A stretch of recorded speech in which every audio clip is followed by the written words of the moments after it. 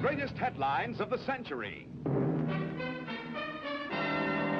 Dateline, India, August 15th, 1947. In a moment, the story. India's battle for independence from the British Empire had been a pressing problem since the early years of the 20th century. Mohandas K. Gandhi, spiritual leader of millions of Hindus, had waged a passive war for several decades before the negotiations were to take a favorable trend. At the conclusion of World War II, Great Britain offered an autonomous state of existence to all of India, leaving the door open for complete independence later. Gandhi and his protege Nehru met with the English delegation and declared that such a situation would be unsatisfactory. They demanded complete withdrawal of all British control.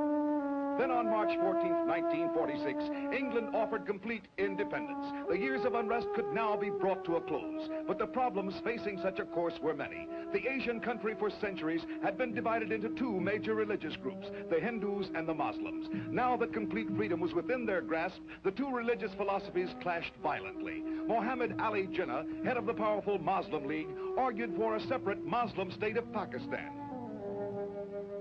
Great Britain had vetoed the partitioning at first as being completely unfeasible, but the threat of uncontrolled civil war forced Prime Minister Attlee's government to reverse the official thinking on the matter.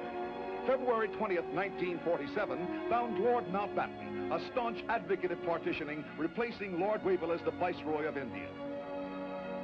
At the same time, in separate assemblies, the Muslim League and the Hindu Confederation finally accepted the British offer of independence of the two separate states of India and Pakistan. August 15th, 1947, found the partitioning going into effect. Almost 2 million people had to be evacuated from one state to the other, as the partitioning line found Muslims living in the Hindu state and Hindus residing in the new Muslim state. Hungry and homeless refugees set up housekeeping in the streets of the major cities. Bewildered, they waited helplessly for someone to take care of them. Violence flared up over the partitioning in both India and Pakistan. Traditional, centuries-old hatred between the two major faiths brought to a boil this dissension over the new boundaries and took a toll of countless lives.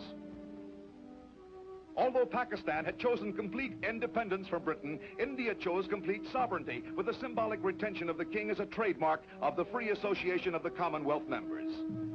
The new Indian president, Rajendra Prasad, solemnly took his oath of office. To him and his Prime Minister Nehru now fell the unenvious task of leading their nation through the bramble-strewn path that lay ahead.